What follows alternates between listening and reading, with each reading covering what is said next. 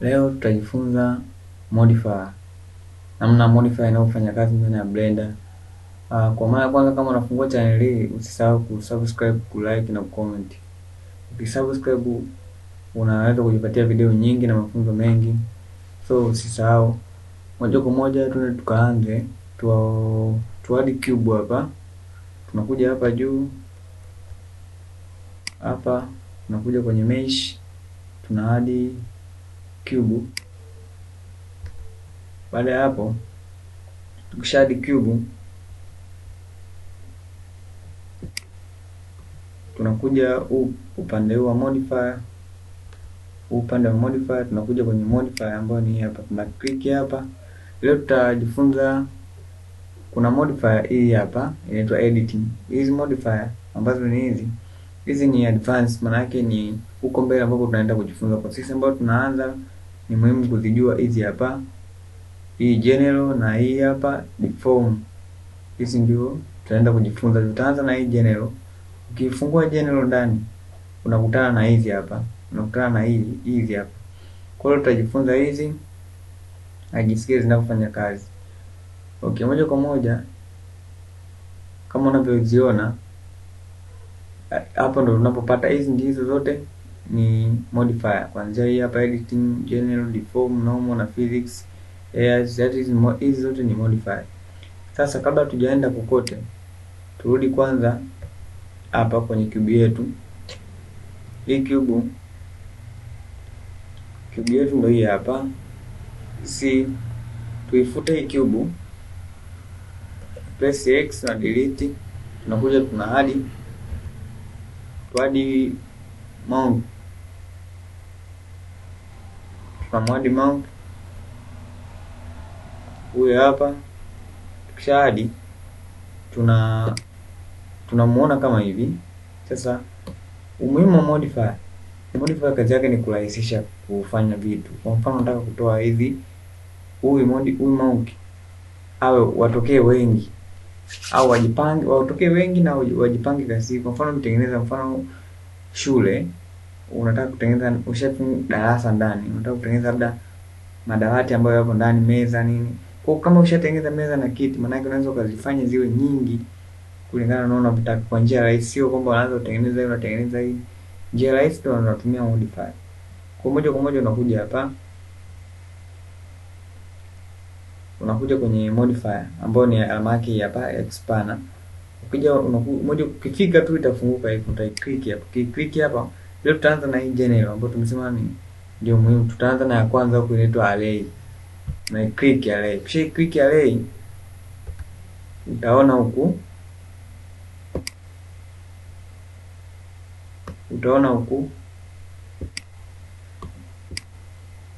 imetokea hizi, zimetokea mbili hapa. Huyu monkey ametokea wawili. Sasa hapa ukija huu upande, ukirudi hapa hivi utaona kuna vitu vingi. Kwa mfano ukija hapa ukaklik huko, maana yake ni idadi. Ukiongeza naongeza mwingine anakuwa watatu kama unavyoona hapa hivi.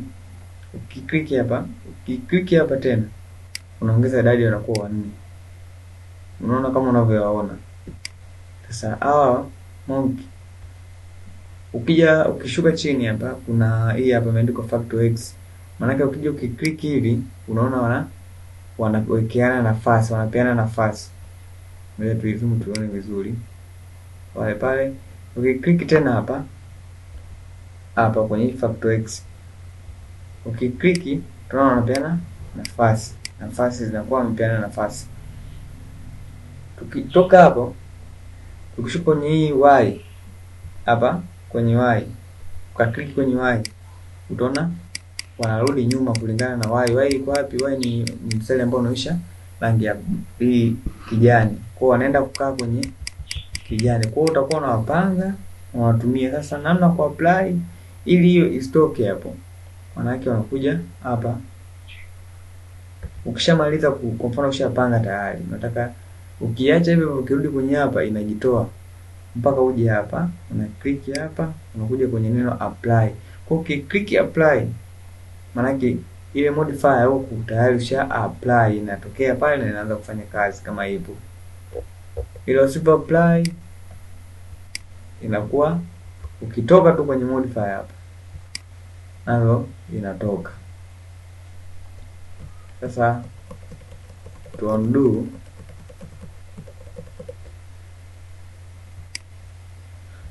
kama unavyoiona hapo monkey wetu huyo hapo.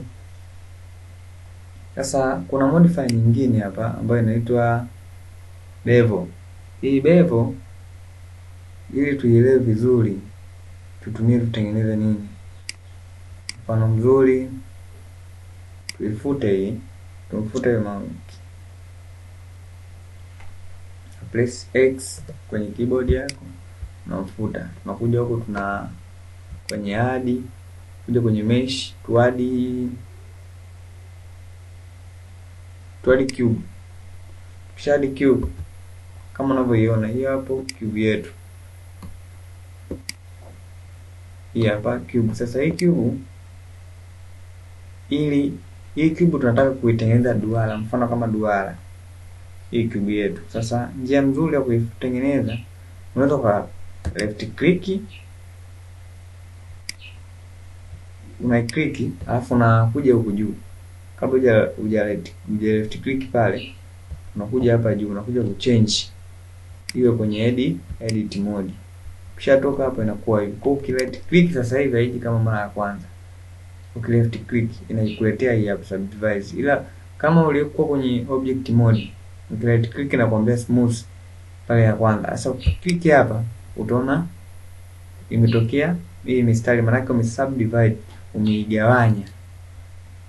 Ukija kwa chini hapa kuna hii hapa imeandikwa subdivide. Ukiklik inakuletea hii menu hapa.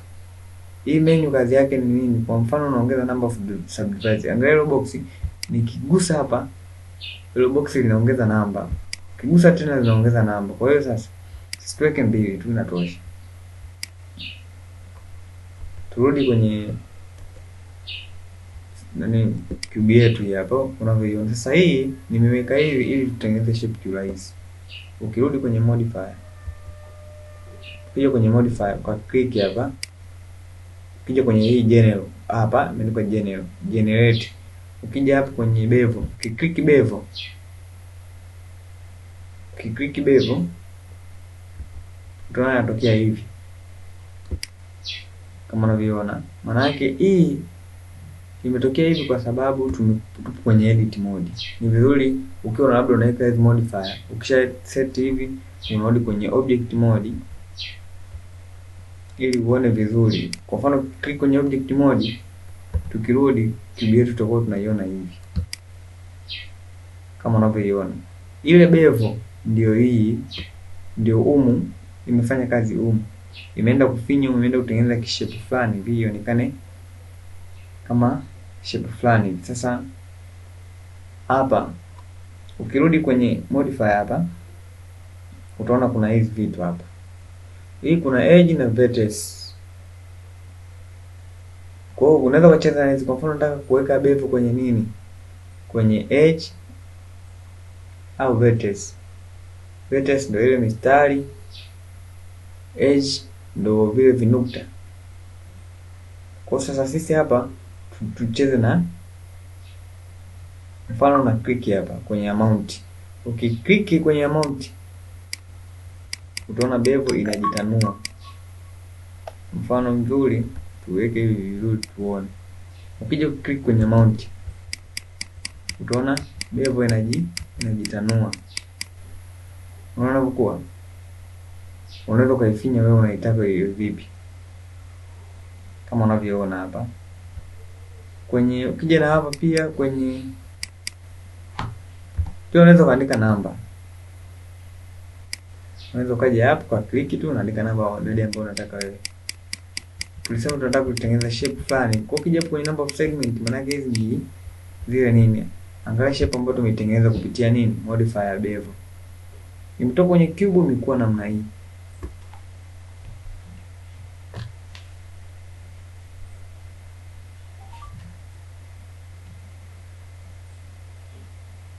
Imetoka kwenye cube imekuwa namna hiyo. Kwa hiyo bevel kazi yake ni kurahisisha kazi. Kwa mfano hapo ukitaka kutengeneza shape la namna hiyo, maana yake unatumia tu bevel. Bevel inakurahisishia kutengeneza kitu kama hiki. Sasa nadhani tumeshaelewana, na nilisema kwamba hapa ukija hapa kabla hujatoka, kwa mfano ushaitengeneza hii, unataka sasa uiapply, maana yake unakuja hapa juu, una click, ndipo na click neno apply. Ukiklik apply, yenyewe inajitoa kama unavyoona. Ikishajitoa, maana yake hii sasa iko tayari.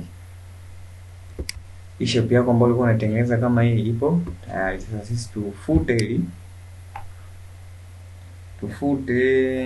tuna press X, tuna delete. Tuangalie sasa, tuadi cube tena, kuja pale juu, kuja tuadi cube, tuangalie modifier gani sasa hivi. Tunakuja kwenye general, tunarudi hapa kwenye general, kisha click kwenye modifier, unakuja kwenye general, generate. Hii hapa kuna modifier nyingine inaitwa boolean.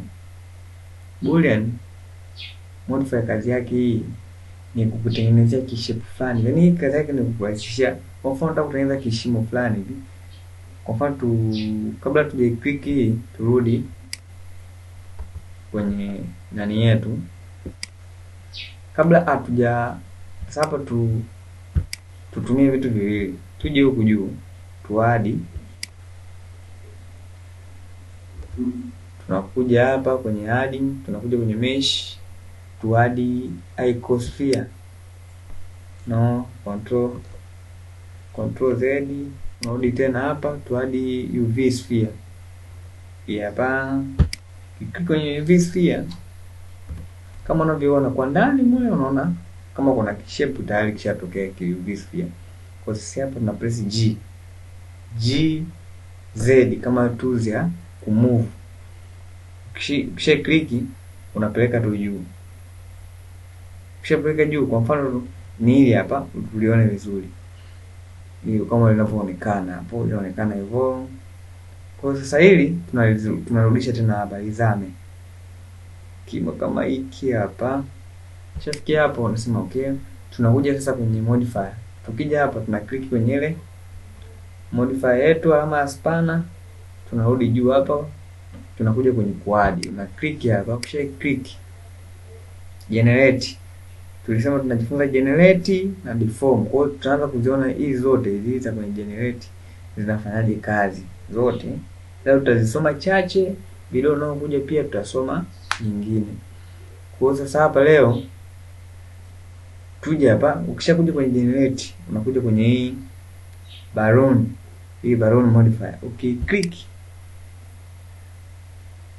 Click modifier hii, kwanza tumekosea kitu. Kabla haujai click, tuna select ile la chini. Kisha select ile la chini, ndipo tunakuja kwenye modifier hapa. Usisahau kuselect ile la chini. Kwa mfano unataka kutengeneza shape ya juu, unataka kutengeneza shape kwenye ile eneo, maana yake una select hicho kitu cha chini. Kwa mfano unataka kutengeneza shape kwenye ile la juu, tuna click ya juu. Kwa kisha click, ndipo unaenda kwenye modifier. Click modifier. Na click modifier, unarudi hapa, unakuja kwenye add, unakuja kwenye generate, tuna add boolean modifier. Kisha add boolean modifier, hautaona chochote ambacho kimetokea pale. Hautaona chochote ambacho kimetokea. Kitakuwa kama hivyo hivyo. Kwa hiyo sasa turudi kwenye modifier.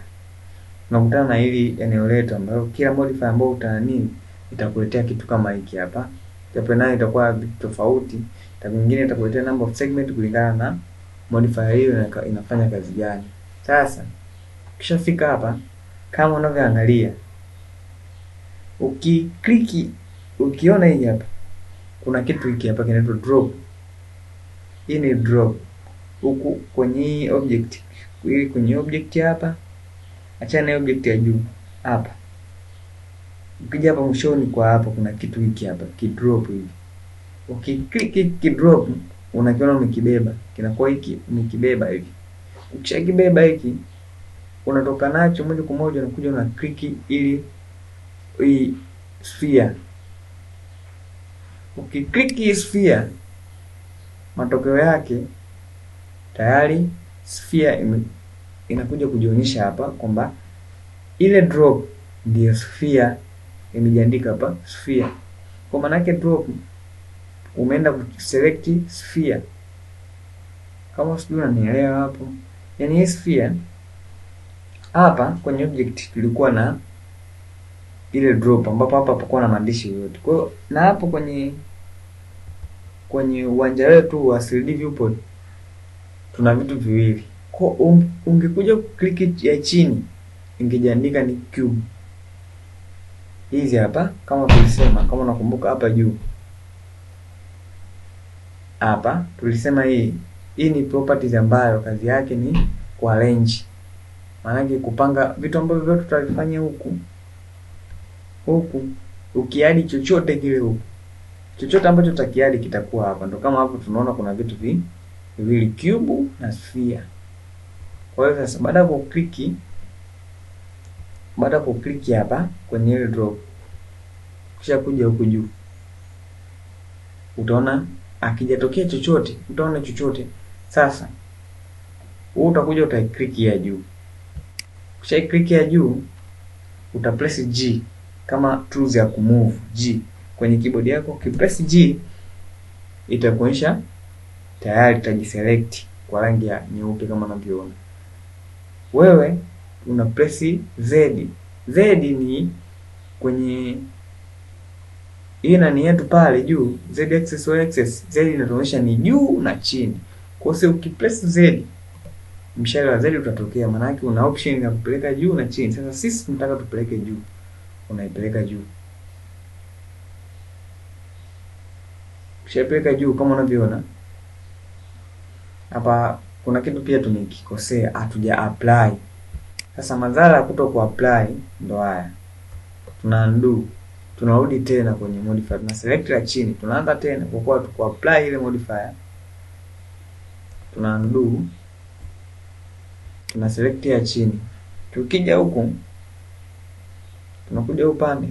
Tunaona ile sphere yetu bado ipo. Kwa hiyo tunakuja hapa kwenye neno apply. Tuna apply. Kwa hiyo tukisha apply, tukirudi huku. Kwa hiyo tukaselect ili tukapress GZ. Tukimove. Ukisha move tu utaona kuna kishimo kimetokea. Kiweka hapo juu, atuiangalie vizuri. Utaona kuna kishimo kimejitengeneza pale baada ya kuapply. Kwa hiyo nilikuwa naambieni kwamba kuapply ni muhimu. Maana kama usipo apply hiyo nani yako kitoka hilo, ukija huku haitafanya kazi. Yaani haitatokea. Utaona tu pale imetokea, ukishamaliza ukirudi huku vinajitoa vyote. Ndio kama hapa umeamua kuapply. Utaona ile shape limejitoa. Kuna kishimo kimejitengeneza pale. Ili tuone vizuri, tu press G ili duda juu, GX X. Ukipress X utaona umejichora mstari wa huku, maana yake ni kushoto kwako na kulia. Kwa sisi tuipeleke kwa pembeni. Tuipeleke kwa huku kidogo ili tuweze kuiona baada ya kuadi hiyo modifier kilichotokea nini. Kisha peleka pembeni. Baada ya kuadi modifier kilichotokea ni hiki hapa. Umetengeneza kishape kama kishimo hivi. Kwa hiyo ukitaka kutengeneza kitu kama hiki, unachokiona hapa, unatumia hii modifier inaitwa Boolean modifier. Iko pale. Tutajifunza zote na tunaona hii kazi yake ni kurahisisha. Maana yake hii unaweza ukafanya mwenyewe lakini itachukua time. Uanze kuselect hizo vertex edge. Alafu pia uanze kuipress down, uende ukaseti, Kwa hiyo itakupa wakati mgumu, ndio maana nimeweka modifier ambayo inakurahisishia wewe kufanya kazi kama hiyo. Kwa hiyo sasa nadhani tushaona wote. Tuundo irudi hapo. Kwa hiyo sasa baada ya kufanya hivyo, kuna option nyingine. Labda tuiclick hii. Tuone. Tukija huku juu, click hapa. Kwa kuwa tulishaweka apply, maana yake hii tayari isha applyiwa. Hauwezi kuona tena, nataka tu ugenerate kitu kingine. Na sisi tunataka ile ya mwanzo. Tuna control Z. Control Z tena. Kisha control Z maana yake itakuwa ishatokea. Tuone. Wewe tu click tuone. kwamba kile kishimo kimepotea. Maana yake ile apply ishatoka baada ya undo. Undo ni kurudi nyuma. Kwa mfano kuna kitu umekikosea, unataka urudi nyuma, sio ufute afu uanze tena, urudi nyuma, una control Z kwenye keyboard yako, huko ndo undo. Kwa sasa tukija hapa kwenye modifier, turudi kwenye modifier. Turudi kwenye modifier hapa, click ile chini, kisha click, tukirudi hapa itatuonyesha ile yetu ile ambayo sphere yetu sasa ndio ilikuwa selected, ndio imetengeneza shimo. Kitu kingine, kwa mfano tukisema tuje tu press hapa, tuangalie, tukiclick hapa tutaona kuna kitu hiki hapa imetengeneza hivi. Ile cube yetu imetoa, ngoja tuione vizuri hapa. Turudi kwenye difference, utaona ipo hivi. Tukija tukipress kwenye interface, intersect, ukiclick hivi utaona imebadilika ile cube yetu na imekuwa hivi. Kwa hiyo sasa sisi tu click kwanza ya juu hii, tuangalie kinachotokea ni nini. Click juu. Okay, to undo. Unaona kama hapa nimeclick juu imejiselect yote. Kwa sasa ili nirudi nyuma na control Z. Control Z utaona ile imejibisha vile vile. Tuje hapa kwenye apply. To apply afu tuangalie. Tu press G Z. Afu tushushe hivi. Maana yake nini? Maana yake kilichotengenezwa hapa ni shape kutoka kwenye ile nini? Hiki ndio kilikuwa kishimo. Ile cube yetu baada ya kunini kuja kwenye interact pale imetengeneza shape hili, imefuta cube. Maana kwanza tulikuwa na cube ila ina shimo. Sasa imefuta cube, imebaki kile sehemu kipande cha shimo ambacho ni cube yetu. Kwa hiyo unaweza kama unataka kutengeneza kitu kama hiki hapa. Pia unataka kutengeneza labda bakuli hivi. Ni simple tu. Unakuja hapa kama hivyo. Mwisho wa siku unakuja tu una add subdivide. Una subdivide unatengeneza kibakuli. Hapa tu undo, na control Z narudi pale pale. Control Z tena ili huku irudi. Tujaribu press union. Union kila mmoja anajua ni kama uungano. Ni muunganiko. Maana yake hapa tumeunganisha hii cube na hii sphere. Maana yake hapa vyote viko ni kitu kimoja sasa. Kama unavyoona. Imekaa kishape kama cha kutengeneza kitu kama msikiti hivi. Unaona? Sasa hapa umeunganisha, hii imekuwa kitu kimoja. Kwa hiyo ni faida ya kutumia hiyo boolean modifier. To undo, tuangalie modifier nyingine.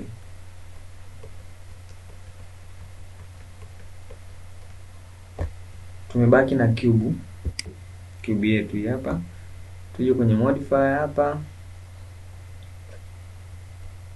Tuangalie modifier nyingine.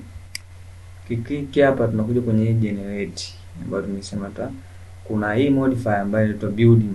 Kwa kwanza najifunza hii, nilijifunza kitu. Nilipenda hii building jinsi inavyokuwa. Kwa hiyo sasa hapa kabla tuja apply, kabla tujaanza kutumia hii building, turudi kwanza.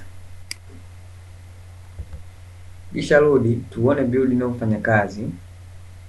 Tuirudishe hii cube yetu, tunakuja hapa kwenye zoom hapa au kwenye mouse. Kama una mouse yako unatumia kile kilingi, unapeleka hivi, unapeleka mbele na kurudisha nyuma, utajua wapi una zoom, wapi una zoom in na zoom out.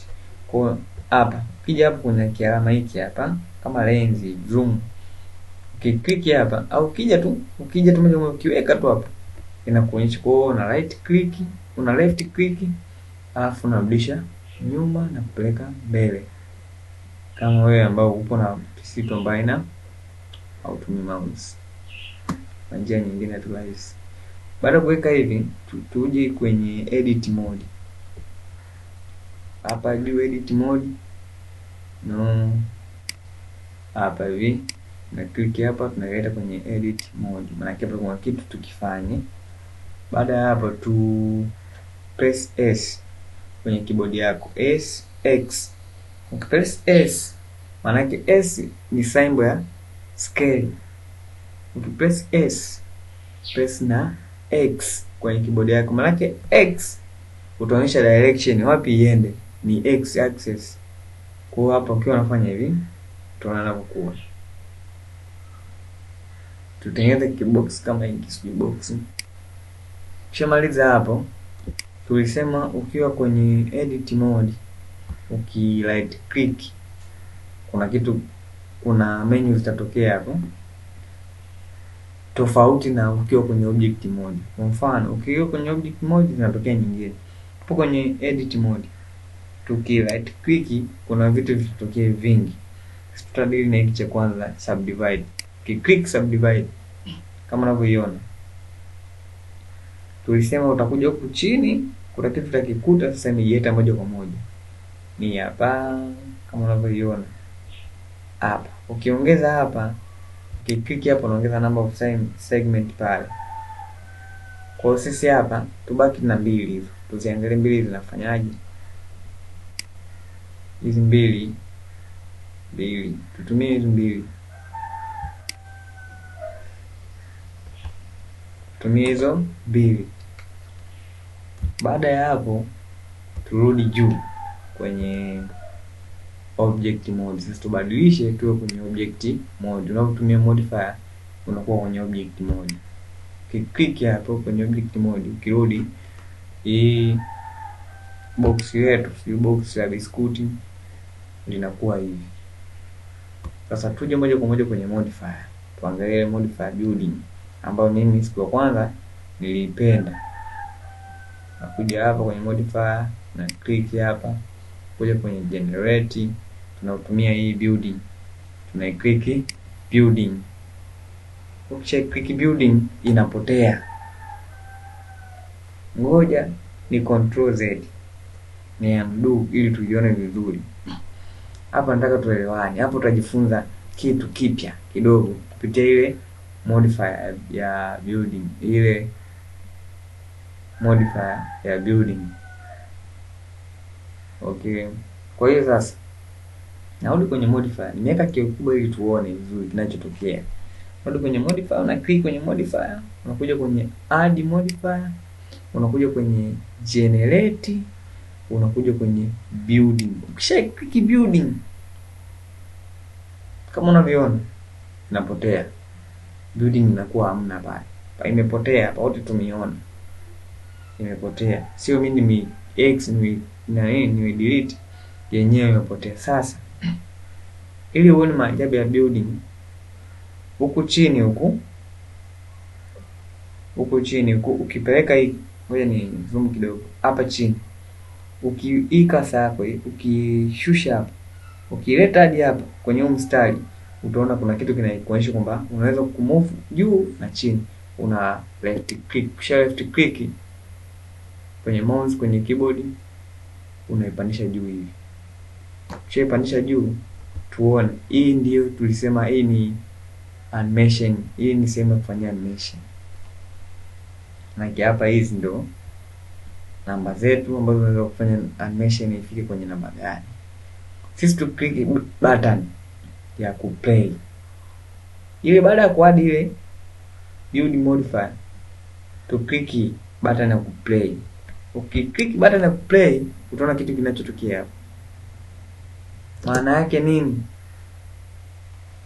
Umetengeneza animation kupitia building modifier. Ukiklik hiyo button, unaona hiyo animation ambayo inatokea hapo. Sijui unaiona vizuri, sijui ni zoom uione. Ngoja ni zoom hapa, tuione vizuri. Ni eneo hili, si ndio? Hapa. Kwa nikiklik kinachotokea ni hiki hapa. Unatengeneza animation kupitia building modifier. Simple. Tengeneza kilogo chako, maandika jina lako, maandika jina labda, kaeka na background, katia rangi, kaeka mfumo wa 3D, ukatia building modifier. Yenyewe itakutengenezea animation. Haina haja kuhangaika sijui uanze kuseti namba pale, ianze hapa, ianze pale, uigawanye sijui ianze kitu hiki. Yenyewe. Kwa mfano hapo hiyo. Imo hii imejitengeneza kulingana na number of segment ambazo tuliziadi. Ile subdivision. Mfano, turudi huku juu tena. Hapa tu change tuwe kwenye edit mode. Change kwenye edit mode. Tunaona hizi. Maana yake ile imejitengeneza animation kulingana na hivi vyumba hapa. Labda kinaweza kaanza chumba hiki kujitengeneza animation. Sasa sisi tuna right click inakuja kwenye number of segment pale. Inajiongeza. Shaona? Imejiongeza number of segment. Kwa hiyo hapa kabla huja apply modifier. Sasa kitu kingine hapa umeplay. Sasa ukitaka kutoka hapa hiyo modifier yetu, ukitoka tu bila kuapply kule, bila kuja kwa hapa ukaapply hapa, sha apply yenyewe automatic. Kwa bila kuapply hapo animation huwezi kaiona. Kwa ukiklik tu hapo tupo kwenye edit mode, turudi kwenye object pale, object mode,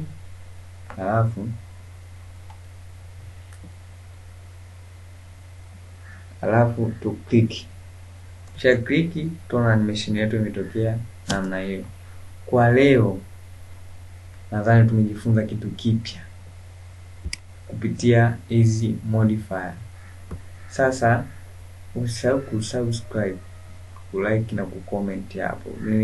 Nini tujifunze zaidi hapo? Unaona hizo tulizojifunza modifier, unataka ushauri gani au kitu gani ambacho tukielewa tukielezee vizuri? Unajua sisi binadamu inawezekana ninavyoelekeza ukawa kwa namna utofauti upo. Kwa hiyo sasa usisahau kusubscribe na kucomment pale, kulike, ili tuonyeshe.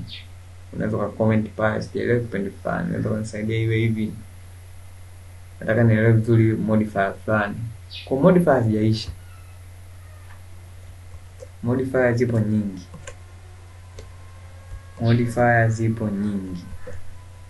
Ukija hapo kwenye modifier generate, tumekutupa kwenye building.